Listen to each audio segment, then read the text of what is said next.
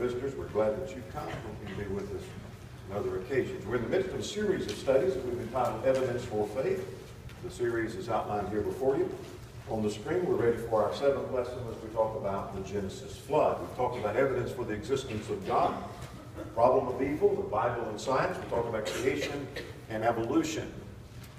This is the perfect place for us to talk about the Genesis flood itself. We'll get to that in just a moment. I remind you that on February the 7th, as we wind this series up, Brother King will be here to talk about plenary inspiration of the Scriptures, the canonization of the Scriptures and the Apocrypha.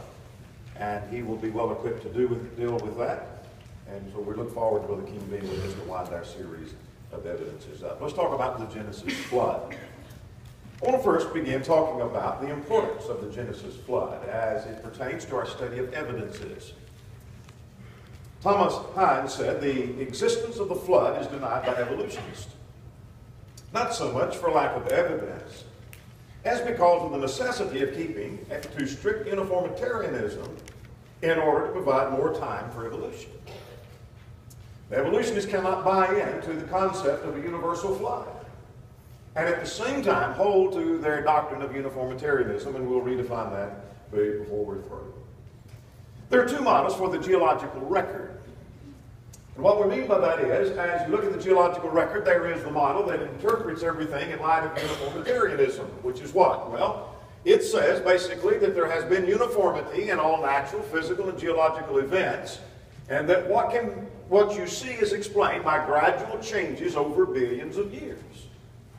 Assumption is what builds this doctrine of uniformitarianism. So as you look at the geological record, it is all explained by uniformitarianism, they say. On the other side is the concept of catastrophism, which would be things like the worldwide flood, something that is cataclysmic, something that involves sudden burial and rapid sedimentation, that we've talked about in the matter of creation and the matter of the flood already, and we'll talk about more in our study this evening. So as you look at the geological record, and we'll talk some about that, that's not going to be the main focal point of our study tonight, but as you look at that, those are the two models that make their interpretation of what you see. Either it was based upon the evolutionary thought, or there was something catastrophic that took place, such as the worldwide flood. Dr. Thompson said that the flood is incompatible with evolution. Listen to what he says. It would be difficult to find an account in any period of biblical history that has been ridiculed more frequently and with greater derisiveness than the story of the flood. Such a response from those who do not believe in God hardly is surprising, since by all accounts the concept of a recent global flood, by recent he's talking about in time as far as thousands of years versus millions or billions of years, that's what he means by a recent flood, is incompatible with the naturalistic system of origins espoused by the unbelievers. For more than 100 years, the flood has been under accelerated attack by infidels within the scientific community who have chosen to support such concepts as uniformitarianism or organic evolution. In fact, atheistic writers have admitted that the one main force behind the rise of uniformitarianism was the desire to eliminate God as creator and the initiator of the great flood. Well, Thompson is right about that. The flood is incompatible with the concept of evolution. So we need to understand something about what the Bible says about the flood. Let's begin with the Bible story, which is recorded in Genesis 6 to 9, and I encourage you to get your Bible, and let's open to the book of Genesis, and let's get the biblical account, and then we're going to look at more evidence a little later on that the biblical account indeed is true, starting with the New Testament, giving us evidence of that. So we're going to not read every account of everything about the flood, but it's recorded in Genesis 6 to 9, and most of us are familiar in general terms with the flood. Let's list some things we know about the flood and the flood story. Let's start with Genesis 6, the reason for the flood. The reason for the flood was the wickedness of man, beginning at verse 5, that the Lord saw the wickedness of man was great in the earth, and that every intent of the thought of his heart was on evil continually. Well, I won't read verses 7, 8, and 9, but verse 6, or 7 and 8, but verses 5 and 6 suggest for us that the flood came because God saw that the world was given to wickedness and man's intent was on evil continually, and so he said he was sorry that he had made man. That is, he regretted that he had made man, and therefore he was going to destroy it by a flood. Now let's notice beginning at verse 14, God gave instructions to Noah for the building of the ark and making preparations for the flood. For example, there is, in verse 14, make you an ark of gopher wood, make rooms in the ark, That is, compartments in the ark. We'll talk more about that in a moment. Inside and out, you cover it with pitch. The size, we'll come back to that a little later, are 300 cubits. The length will be 300 cubits, and its width 50 cubits, and its height 30 cubits. We'll translate that into feet in just a few moments. But beginning then at verse 16, the making of the window and the door in the side. And then later the instruction is how many animals that he was to take, 2 of each kind, male and female, and then that they were to take themselves into the ark. In verse 22, he ends that section by saying, thus Noah did. That is, he did according to what God had commanded, so he did. Noah did exactly what God said. So here's the instruction for building the ark. He has a year to build that ark, and he makes the preparation for the flood. Now, beginning in chapter 7, Noah and his family, there are a total of 8 people, and the animals enter into the ark.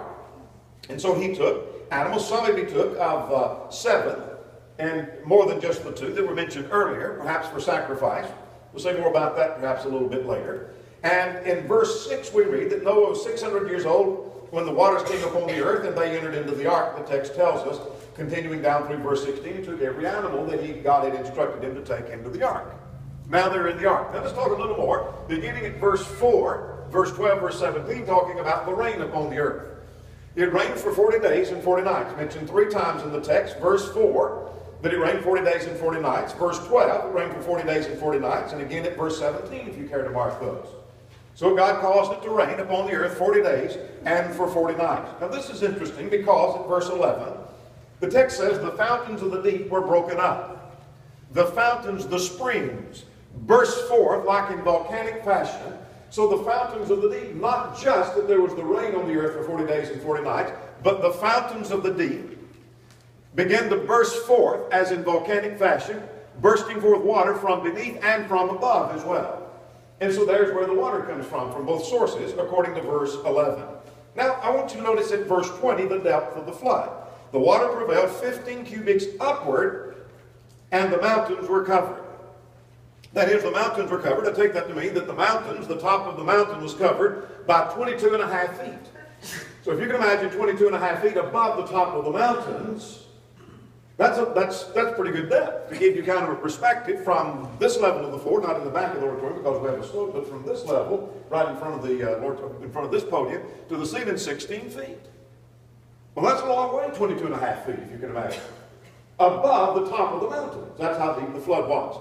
Let us go a little further and talk about verse 21 tells us that all flesh died. That was the design of the flood.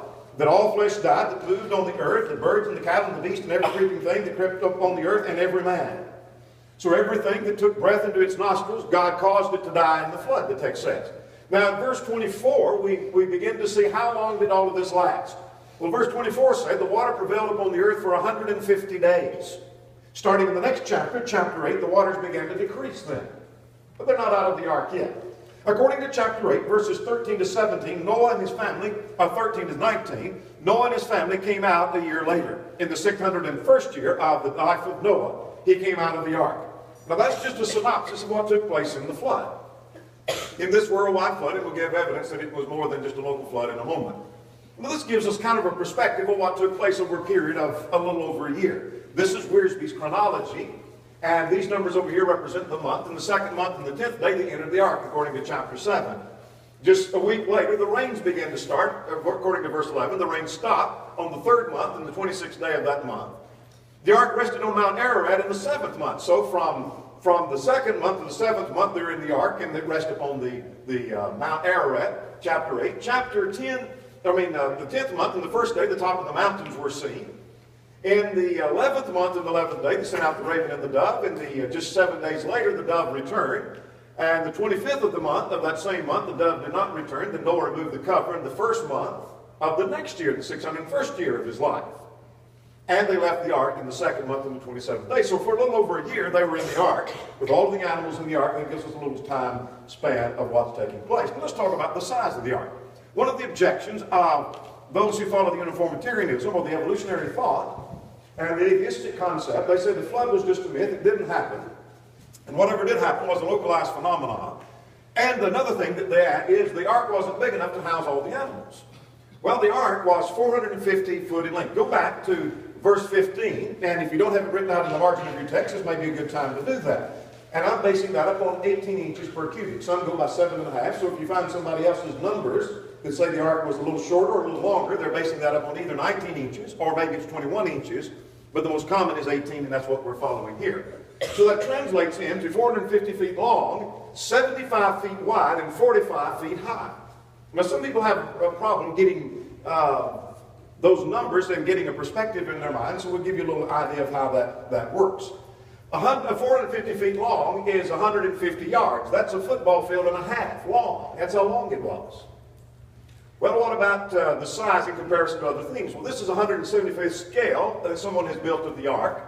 This is a railroad car that the standard stock car for the railroad industry is by comparison the size. This is one of Columbus's ship Pinta by comparison. They are both 175th scale. To give you kind of a perspective of the size of the ark. And that's going to be important when we talk about the number of animals that they put in just a few moments.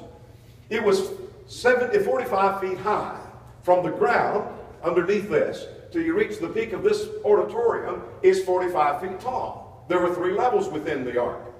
To give you a perspective how far, 75 feet wide, this is the original plans that have been altered. It goes from this wall to inside that classroom on the other side is 76 feet.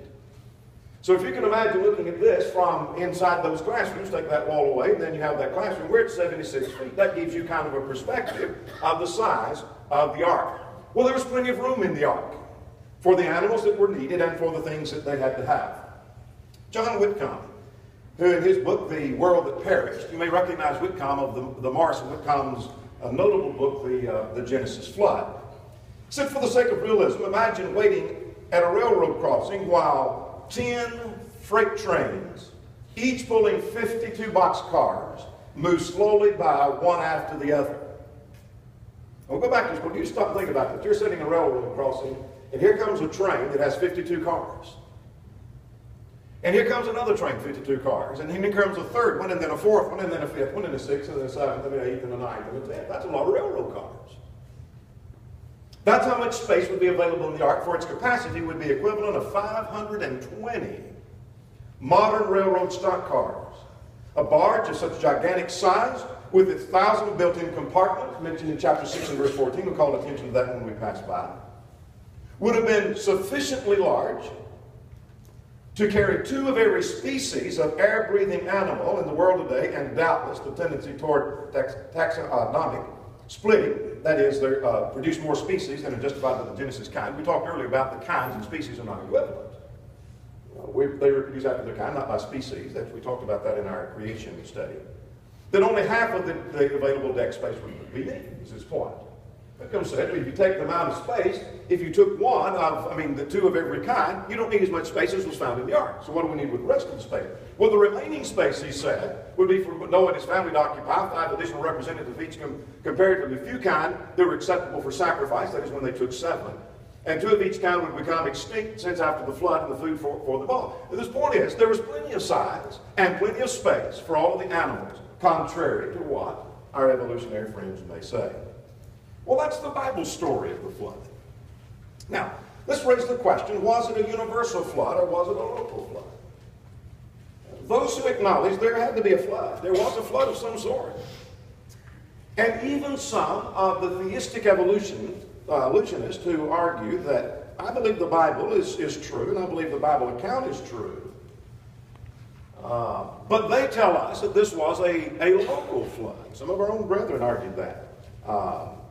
And if I name some of those who have taught that, they've argued that this perhaps was a local flood and not a universal flood. It's trying to harmonize the time scale that the evolutionists need of the billions of years with the account of the Bible is the effort. And here's the idea that some have had. It's argued that the flood was limited to the Mesopotamian region, that there was a flood, that there was a Noah. He built an ark. He put animals therein. But it was only because of a localized flood, but it wasn't a universal flood that covered the whole earth. And so then, we do not have, as we look at the geological record, we cannot explain the things that you see by something that was catastrophic. It will be explained by uniformitarianism. And so you see how the evolutionists try to harmonize those.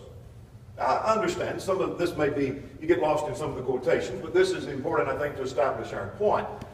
The flood and the old earth concept cannot coexist. This is Dr. Henry Morris, who's written much on the Genesis flood and creation. and a part of the Institute for Creation Research. He said the biblical flood in the days of Noah has become a great divide between two watersheds of belief. On the one hand, there are those who say that it's either a purely mythological event or else possibly a local regional flood. These groups include practically all evolutionists. It also includes some old earth creationists, theistic evolutionists in other words. These all accept the so-called geological ages, billions of years in other words, as approved by the record of early Earth, recognizing that global hydraulic cataclysm would have destroyed any evidence of such geological ages. Now listen to what he says. The geological ages concept in a worldwide devastating flood logically cannot coexist. On the other hand, he says, the young earth creationists accept the biblical record of the flood and the little record of tremendous cataclysm involving not only a worldwide flood, but also a great upheaval and volcanic outpouring completely, and I won't read all the rest of the quotation, but he said, what he's saying is you cannot take the geological timetable that some have given of billions of years and harmonize that with the global flood. You can't do that. They just don't go hand in hand. So they have to tell us then their way of getting around the universal or the catastrophic flood is to say it was a localized phenomenon. So let's open our text once and again and let's see from the text that it was a universal flood. Starting with Genesis chapter 8 and in verse 9. This was not a local flood that only flooded a local region or even just one nation, but it was a universal flood. Chapter 8 and in verse 9.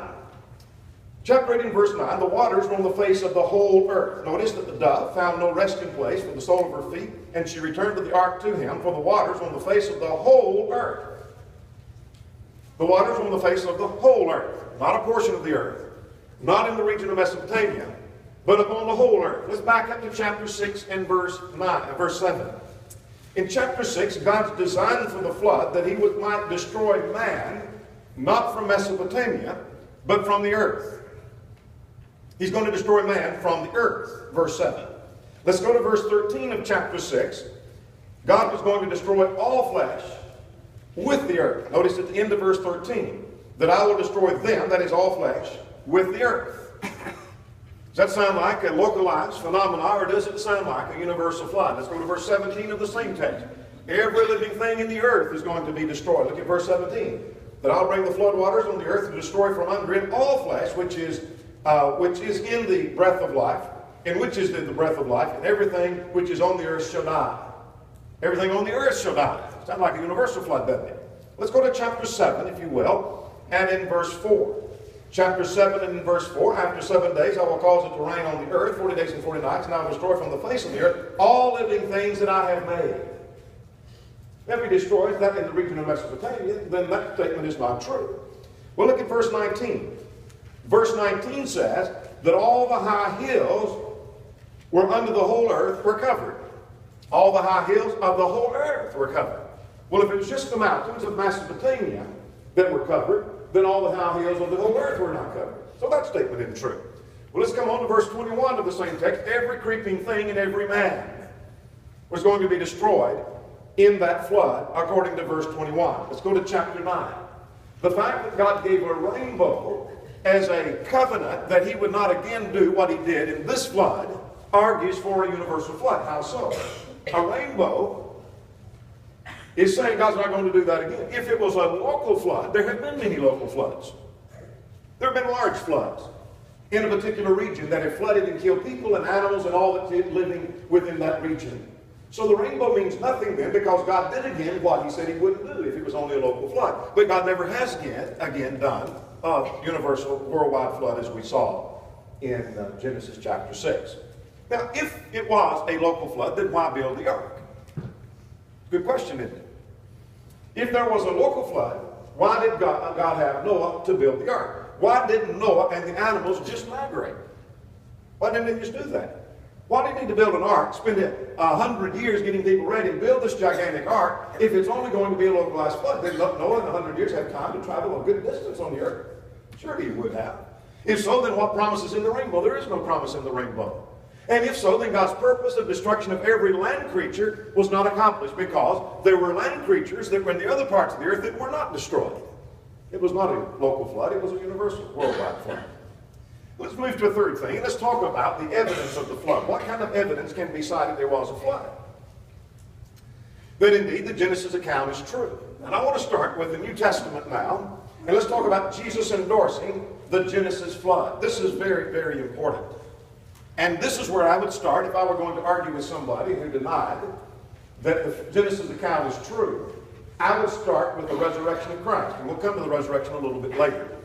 But here's what we would point out. That Jesus was proven to be the Son of God, that is deity, by the resurrection from the dead. We'll give evidence of the resurrection and the empty tomb being evidence, the strongest of evidence, in our study a little bit later. But Romans 1 and verse 4 says he was declared to be the Son of God by his resurrection from the dead. Now we can prove that he was raised from the dead, so we prove that he is indeed the Son of God. We've already noticed that Jesus endorsed the creation account in Matthew chapter 19. He endorsed the creation account, which means that he endorsed the book of Genesis. So I can have confidence in the Genesis record because Jesus said what was said in Genesis 1 and 2 was a true story. He endorsed that account. Can I believe Genesis 1 and 2, but I can't believe Genesis 6 to 9? I have to accept Genesis 6 to 9 just like I do Genesis 1 and 2. So Jesus endorsed the Genesis record. But Jesus also endorsed the story of the Genesis flood. Let's notice two examples of that if you care to note those. In Matthew chapter 24, in describing the destruction of Jerusalem, in Matthew chapter 24, we'll just give reference to it. But you might mark and note Luke 17 says essentially the same thing. Now it's not the parallel account to Matthew 24, by the way, but it is parallel in principle. In Matthew chapter 24, beginning at verse 36, but of that day, that is when the end of time will come, verse 35, knoweth no man, no not the Son, no not the angels in heaven, but my Father only. Now verse 37. As it was in the days of Noah, so will the coming of the Son of Man be. For in the days before the flood, there was a flood, Jesus said. They were eating and drinking, marrying, giving in marriage until the day that Noah entered the ark. There was an ark. And did not know until the flood came and took them away. So will the coming of the Son of Man be. Now what Jesus just did in Matthew chapter 24 and Luke 17 was endorse that account. Jesus was proved to be the Son of God by the resurrection. So when I see evidence that indeed Jesus was raised from the dead, that gives me evidence that this is a true story in Genesis 6 to 9. How do I know it's true? Jesus said it was true. And when you tell your friend that is an atheist or your professor that's an atheist and you tell them that the empty tomb proves that, he probably doesn't know what to do with the empty tomb. Probably doesn't know what to do with the manuscript evidence of the resurrection of Christ. We'll come back to that a little bit later. But let's talk about some other evidences that could be cited that indeed the Genesis account is true. Let's talk about the geologic findings. Is there evidence that we can point to that say, hey, this proves that there was a worldwide catastrophic event, most likely the worldwide flood that caused this? There is some caution. Bert Thompson says, and I won't read the entire quote, he said, I believe a word of caution is in order. In the past, extremes have been documented on both sides of the issue. What does he mean by that? Well, they said that some have made indefensible statements like there's no way the geologically of supporting the idea of a worldwide flood. And he's quoting from John Clayton. John Clayton was one of those institutional preachers that finally went off on the deep end of saying that basically there's billions and billions of years in Genesis chapter 1 and he denied a worldwide flood. And there's no way of supporting in the geological record of the flood. There's no evidence of that at all. On the other end of the spectrum, there are those who basically try to pick out a particular layer and say, this here was caused by the flood. And Thompson is warning that we need to avoid both extremes of that.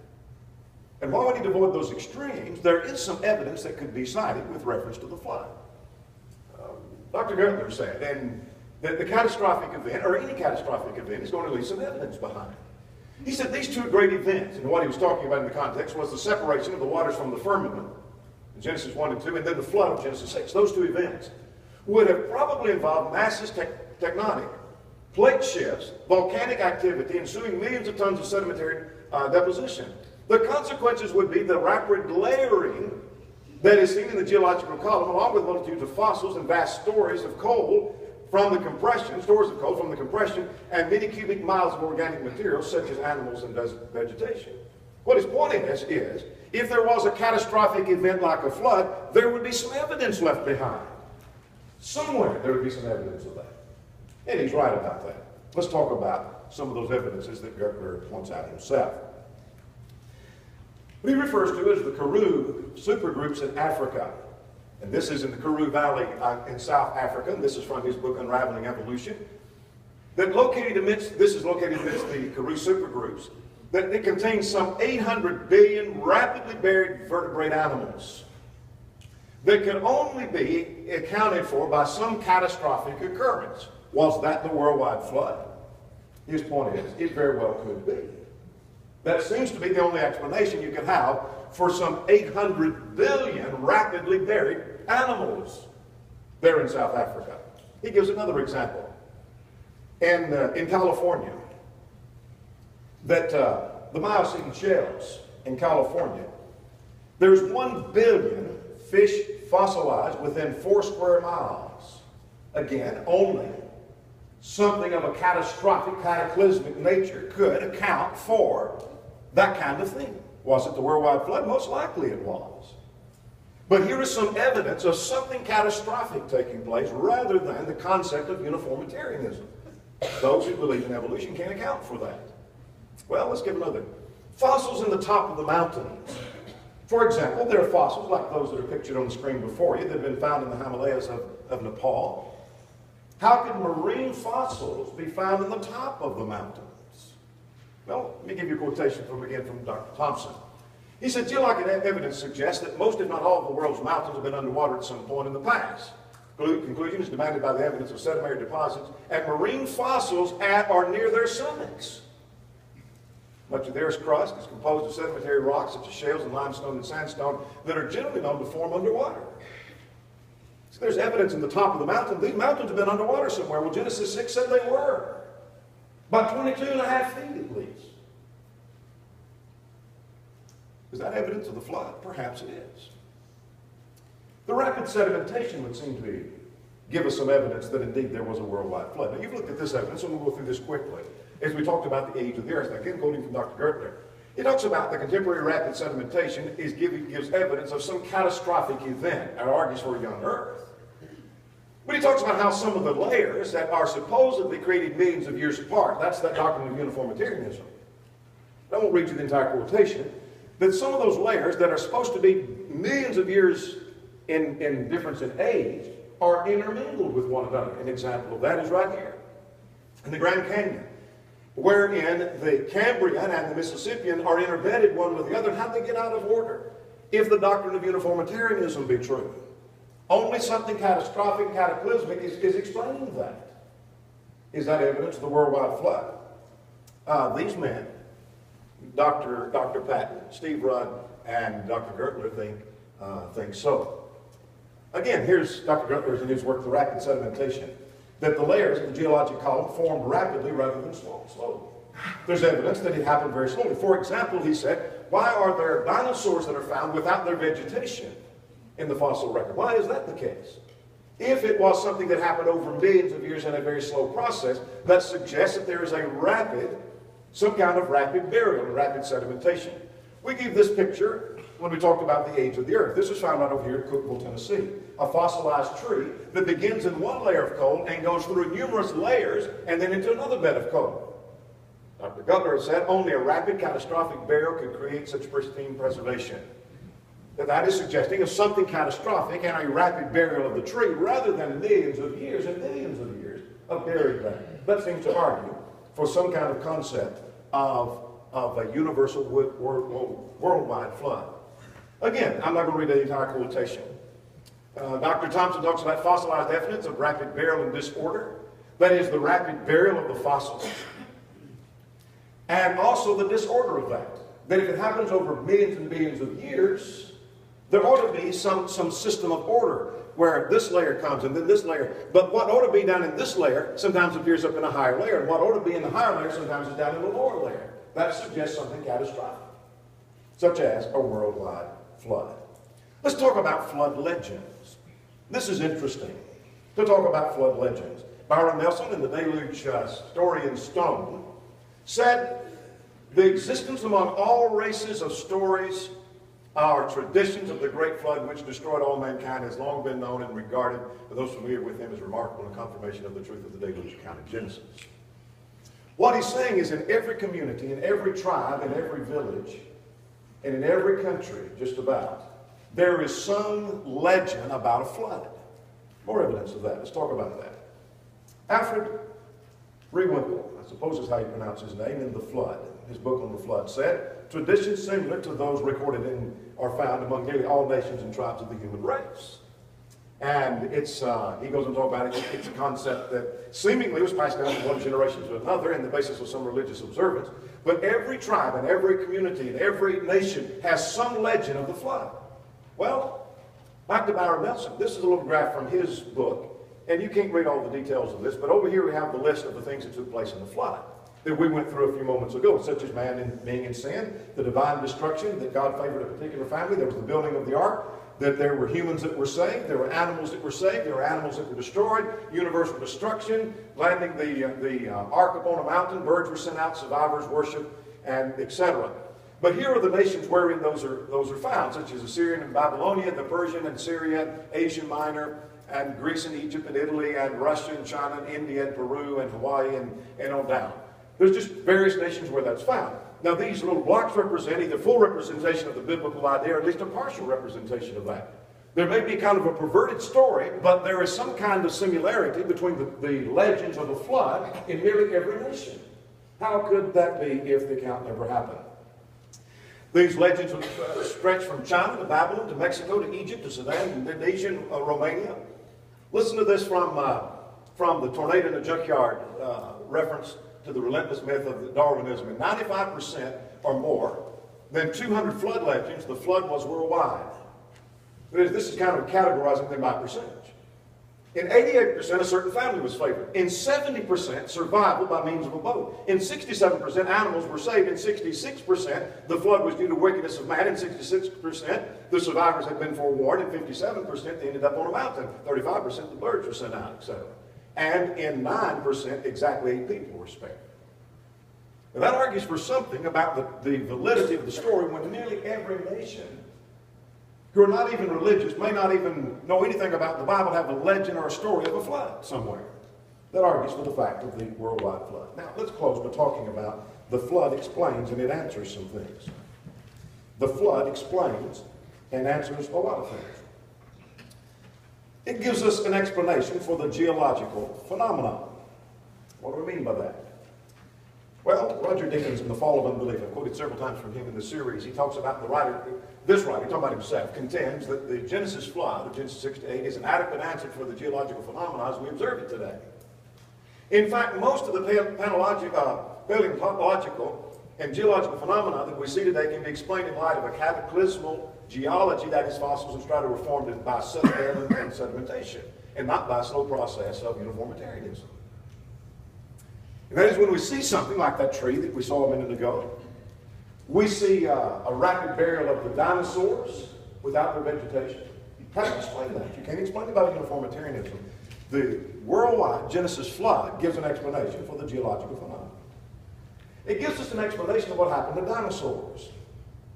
Here's the evolutionist explanation thereof. They're not all in agreement. Some say it was by sudden climate change. That is, there wasn't a universal flood, remember. And so what happened to them was there was a sudden climate change and they couldn't survive. And that took millions of years for that to happen.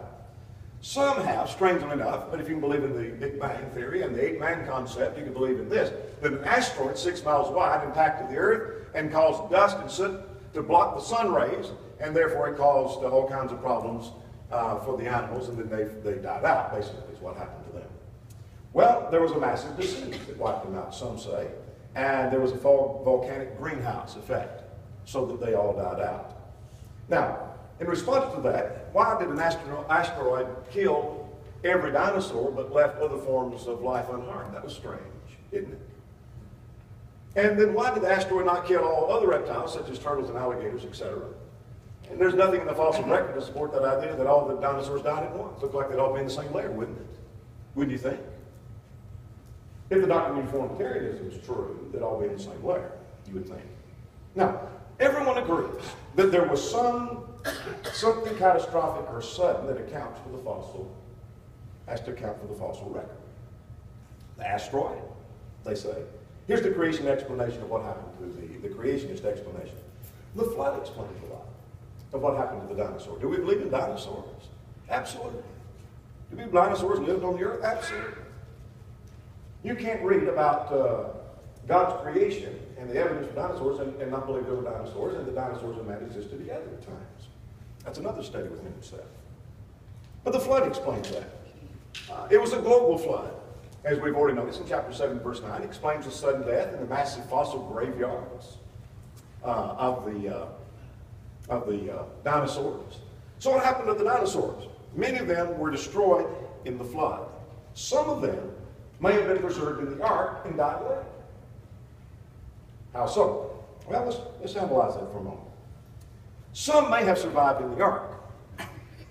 God took two of every kind, not species. We've already drawn that distinction in Genesis chapter 6. How could they have been in the ark? How was it possible that you could have a dinosaur in the ark? Remember, the ark was huge, 450 feet long, 75 feet wide, 45 feet high, could hold 520 modern railroad boxcars. And so it had great capacity, is what I want us to see. But it's added to that the fact that not all dinosaurs were massive. Not all dinosaurs were massive. This is Kyle Butch from What Happened to Dinosaurs. He's with us at Apologetics Press. To some, the idea of dinosaurs on the ark seems absurd. However, it's not hard to accept the idea of dinosaurs on the ark when you consider carefully the following. Number one, he said, remember that God's created all animals and knew exactly how big to build the ark. So if God wanted to preserve some of the dinosaurs, he knew exactly how big to build the ark. Secondly, he said, contrary to popular opinion, not all dinosaurs were massive. We'll come back to that in just a second. And so, thirdly, he said, God could have allowed Noah to take baby dinosaurs. And baby dinosaurs, he said, would not have taken up much more than the average-sized dog. And so God could have allowed him to take baby dinosaurs. Could there have been dinosaurs on the ark? Certainly so. And they could have been spared and then died later somehow. One explanation of that. I'm not going to bore you with this quotation, but just give you evidence that you might want to consider this. In the Creation Research Institute for Creation Research, they have a long article, or an article of Brian Thomas that deals with a study that finds the models are too thick. And what he argues for is the fact that the concept of the dinosaurs being massive, that he's convinced they're not as massive. They were not as massive as we first thought they were. But it is that doctrine of evolution, and those who argue for evolution want to keep them as massive, and so that they say that they couldn't exist with man, so that they fit that into the timetable that they have to have. And he's saying that simply evidence is that they were not near as massive as we thought they were. And so perhaps they were smaller. And they could have fit on the ark, at least some of them could have fit on the ark, and I'll give you that article if you want to read that in your own time. Others were perhaps driven to extinction. How so? Well, there was a climate change after the flood. Even people died at younger ages after the flood. That's one change that took place. You notice before the flood, there was longevity of life, and after the flood, there wasn't. There seemed to be a change in man's lifespan after the flood. And so, it could be the climate change after the flood caused some of that. The earth was filled with humans, and perhaps they hunted and killed some, as they did other animals. They were even eaten by mammals, though that was not thought to be true by some evolutionists. Dinosaurs were found as in 2005, it was reported that villagers digging in China's rich fossil beds uncovered and preserved remains of a tiny dinosaur in the belly of a mammal. A startling discovery for scientists who long believed that early mammals couldn't possibly have attacked and eat a dinosaur. That's as late as 2005. Well, I know that's a hurry to look at some of that. We cannot do justice to the Genesis flood in one study. We could do justice to the Genesis flood in 15 studies. There's that much material on the story of the Genesis flood and evidence for the Genesis flood. All we're trying to do is just give just a brief synopsis of how this fits with the story and the concept of evidence for our faith. We looked at the Bible story. We raised the question, was it a universal flood? Or was it a localized phenomenon? We gave evidence for the flood, and he gives explanation for some of our questions and some of our problems. And we'll follow up with the question answer period in our young adult classroom as we've been doing, and we'll do that when our services are dismissed. There may be one or more present who's not a Christian, who's not a child of God. You believe Jesus to be the Christ, the Son of the living God? Would you repent of your sins, acknowledge your faith in Christ, and be buried in the waters of baptism for the remission of sins? If you're subject in any way, would you come while the gathering is standing while we sing?